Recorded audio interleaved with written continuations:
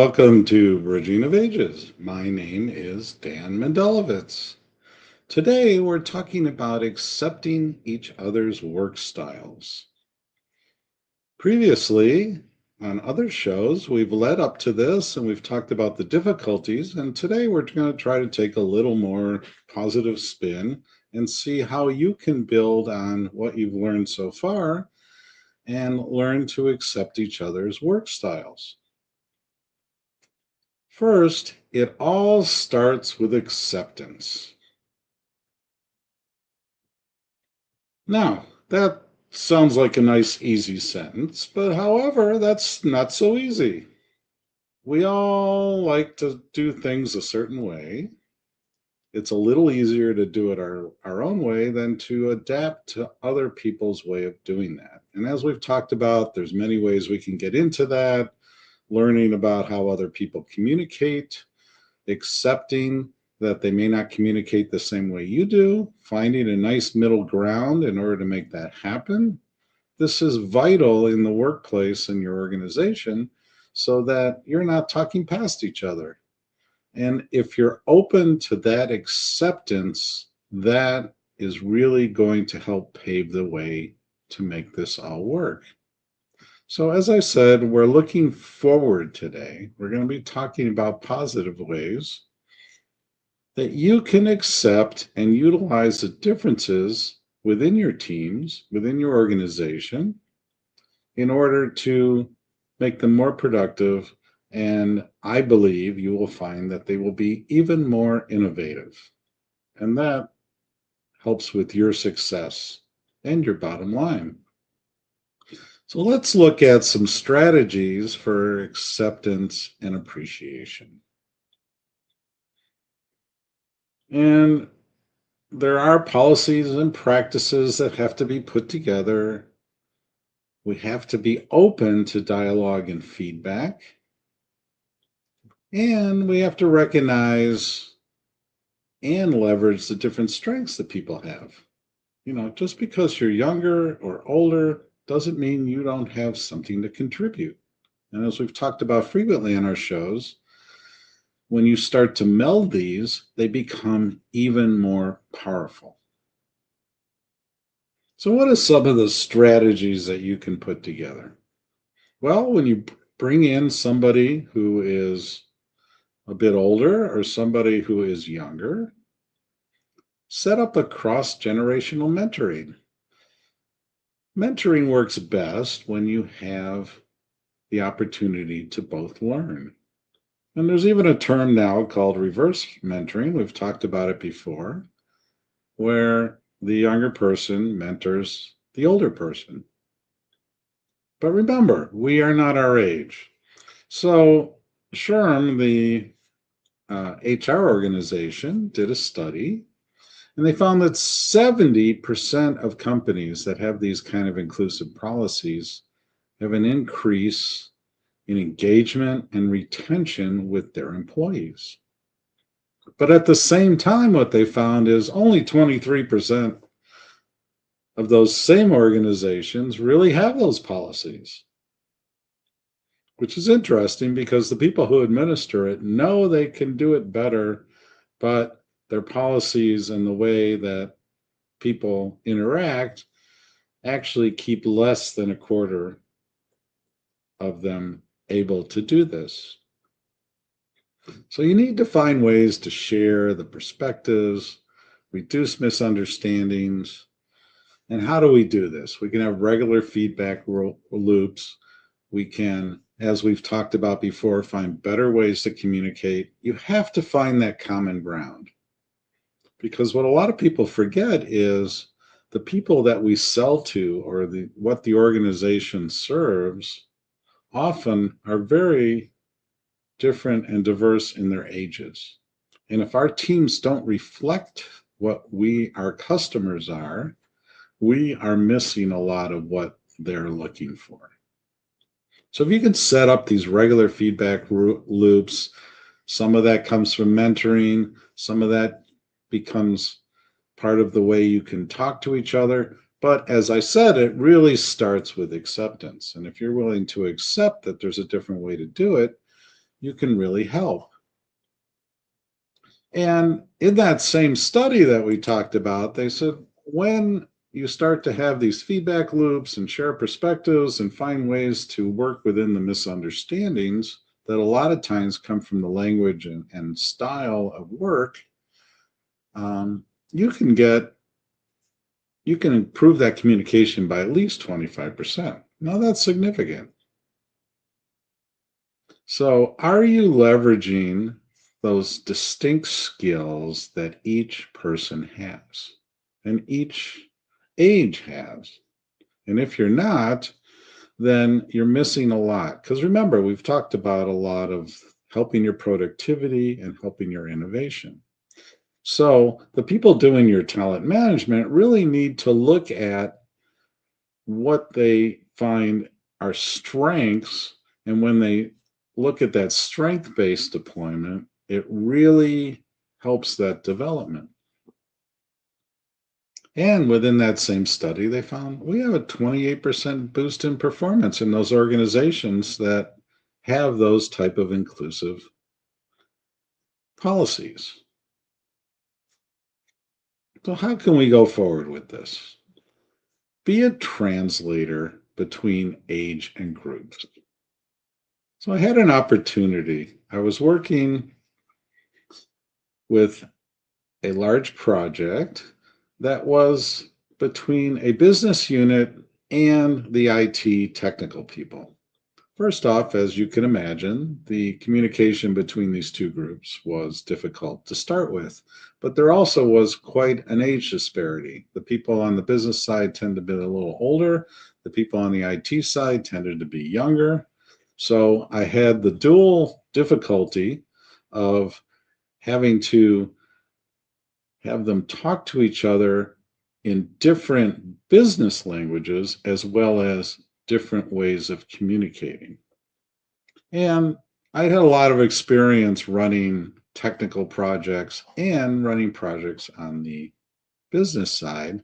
So I became this grand translator. And it became really powerful because I was able to communicate and translate between the two groups. We would sit in a meeting, and a technical person would start talking in a lot of technical language. And the business people I could see were starting to not listen, and vice versa. The business people were talking about how this affects the business and the profits and the bottom line, and how this project was going to improve what the company was trying to do.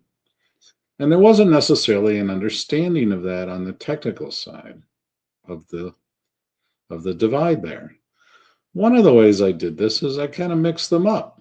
They tended to sit on either side of the table. And I said, well, why don't we intersperse it a little bit and make it work? And of course, you always have certain power dynamics depending on who's in the room in any organization. And I tried to break that down.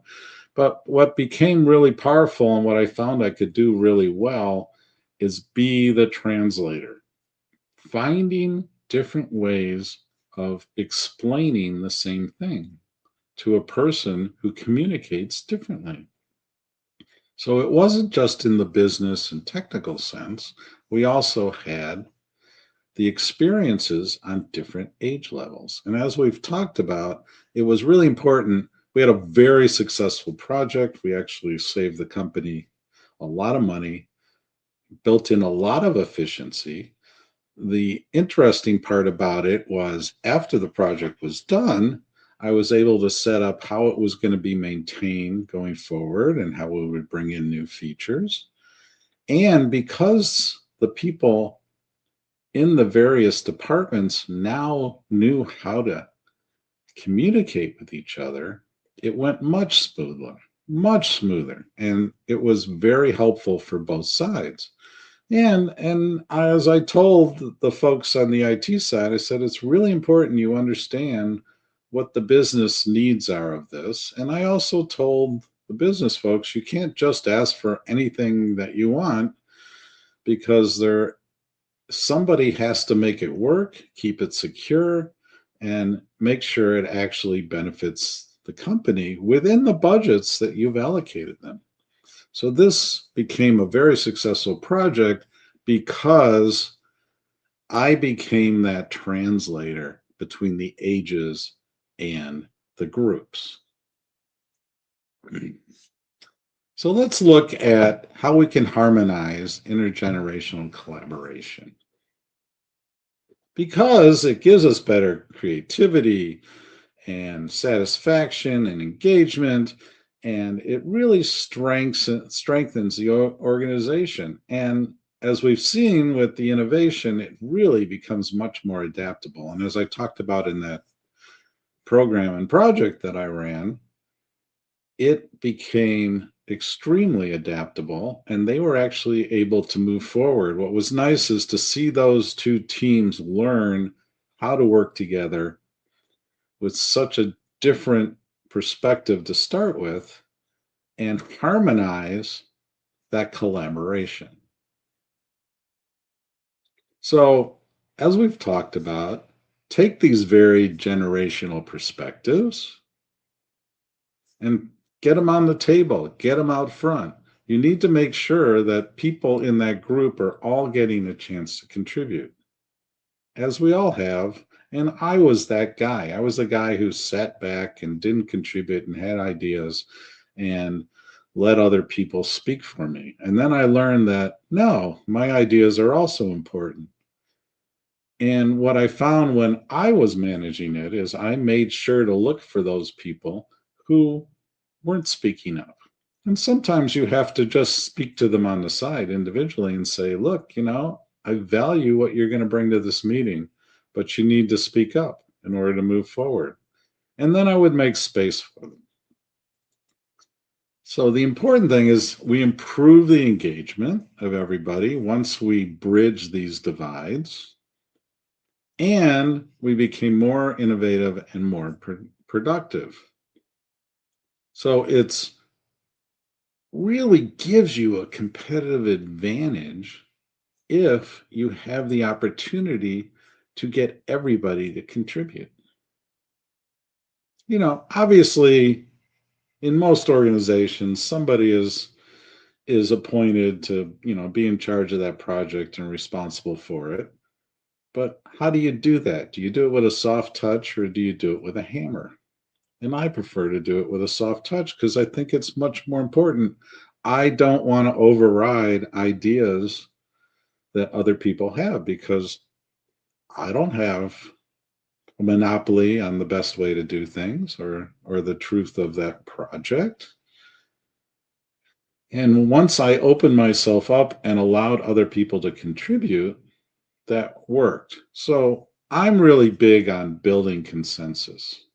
Okay. And you see this nowadays more in like agile development.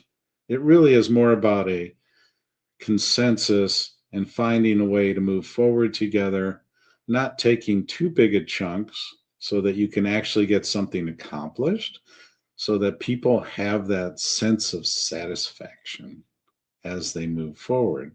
So if you have them satisfied with the progress, you have them engaged, they know that just because they're the youngest person on the team, their ideas are just as important as somebody who has decades of experience. But they also have to recognize that that person who has decades of experience has seen things that maybe they haven't. And I'm sure that you've come across this also. I have found that certain ideas keep popping up over and over again. The how to make them happen and the technology has changed, but the same problems reoccur in human society and in our businesses. And having somebody on your team with experience who's seen these things before can tell you and help you with the pitfalls and say, we've done this before and this is what we came across. And I know things are different now, but here's something to look out for. And that helps the people who were just starting out or somewhere in the middle find a way to do that together. Remember, we are looking for a collaborative approach. We want to harmonize that together. So that's why we talk about harmonizing the intergenerational collaboration. They all have to have the opportunity to integrate their diverse work styles. And as we've talked about many times and in our earlier shows, once they're integrated, once there is that sense of value, and I know I repeat this over and over again, it improves your productivity and it stimulates the innovation. I've found repeatedly that when I ask somebody else to look at my work, it's kind of like you think about a writer. What makes a writer even better? A good editor. If you have an excellent editor, your writing is going to be much more superb because somebody else has looked at it. You've accepted their evaluation. They are looking at it with different eyes than you are, and that expands your creativity. Now you are more productive.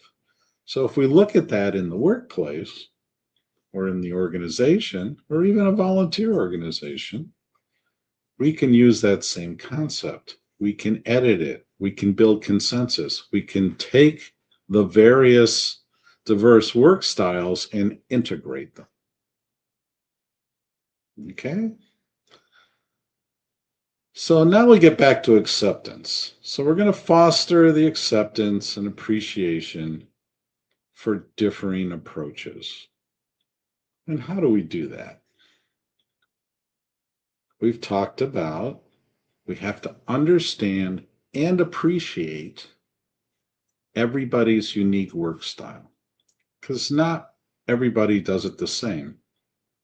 And what you will find is as people get their work done, especially in the high-paced way business is today, everybody has these little shortcuts in order to get their work done. But they're not written down. They become the folklore of your organization. Well, you need to pass that along. It may be somebody who's been there a long time and said, this is what we're doing to get our work done. Why don't you take a look at this? The nice thing about it is that may work very well for the newer person coming in, or they may look at it and go, you know what? That is a great start. I have these ways to make it more efficient because now I'm looking at it with fresh eyes.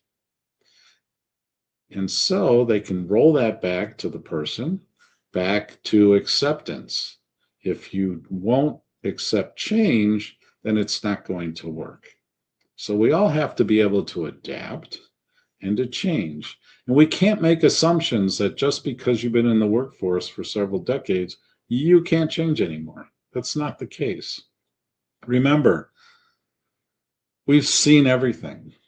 We've seen all these problems come up before, and we've had to make solutions in tough situations.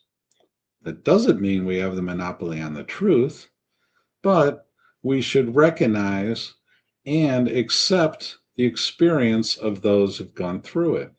At the same time, we need to allow space for new innovation and new ideas.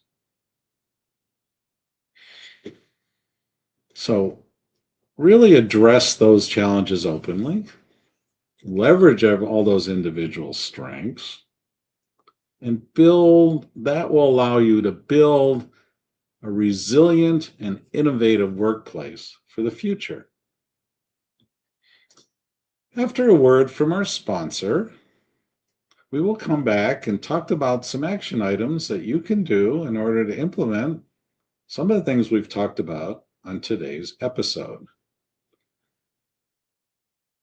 I am Dan Mendelevitz. This is Bridging of Ages.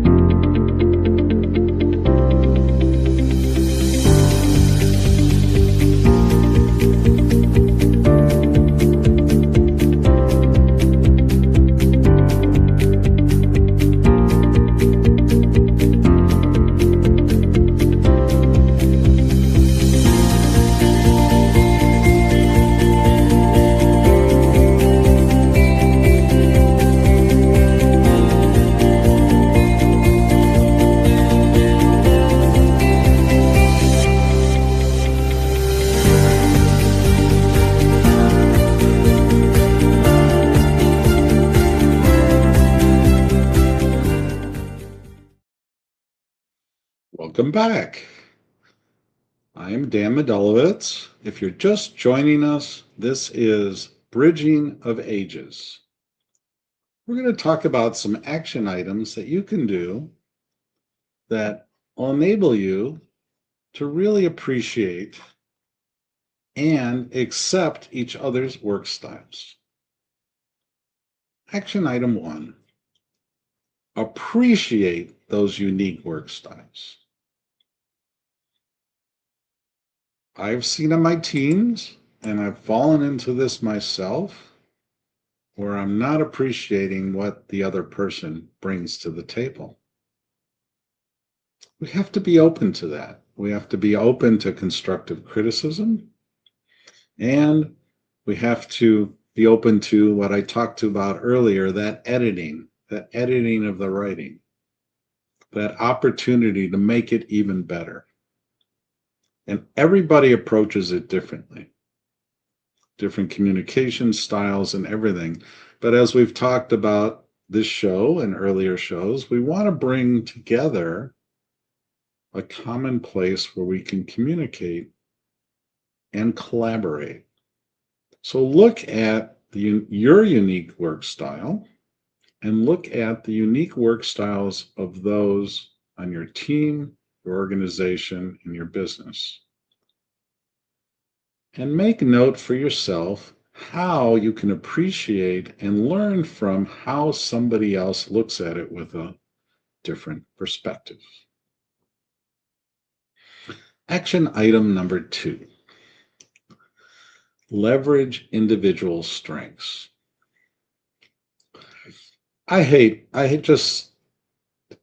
It bothers me a lot. I just hate it when we waste brain power. And I've seen people shunted to the side because they weren't able to speak up, or they didn't know how to communicate with the other person, or they were just dismissed because of a power hierarchy in the business. We should be leveraging those individual strengths. Everybody brings something to the table. Why'd you hire this person? You hired them because of their strengths. You hired them because of their innovation. You hired them because of their problem solving. So if you can find ways to leverage that, every individual, their strengths, you are only going to grow and build a more productive team. It's really important to have that leveraging so that each individual feels like they are contributing and that what they bring counts. So look at how you're doing it now and look for little better ways to do that. And you need to observe it, and then you need to act on it. So action item 3 is build a resilient workplace. And this really comes from the first 2 action items and what we talked about earlier in our show. You want to build that resilience in. And intergenerational teams have been found repeatedly to be the most strong and resilient. They have the flexibility. They have a mix of excitement and experience and strengths and unique work styles that allow you to innovate and to be overly more productive. So think about how you're going to have to build that resilient workplace. Okay, so let's walk through those again. Action item 1, appreciate unique work styles. So remember, you are now building for yourself an understanding of each person's work style. And if you allow yourself to appreciate that, you can see how it can fit into the overall team and how it will be a net positive. Action item 2, leverage individual strengths. It flows right from action item 1. Leverage those strengths. So make a list. Know what each person's strengths are and where they can help build up the ones that they will have in the future and leverage them for your team. Action item 3. Build resilience in the workplace. I know, easier said than done. But what's important is if you are appreciating and leveraging all the strengths and work styles, you will be on the road to building a more resilient workplace. Now remember, the tip of the day today is it all starts with acceptance. We've talked today about how you, if you are managing a team or if you are part of a team, you need to start with acceptance. Because when we start with acceptance, we no longer are putting our egos on the table. We're no longer putting up barriers. It's important to understand that if you start with acceptance, you have the opportunity to build upon that. So thank you for joining us today.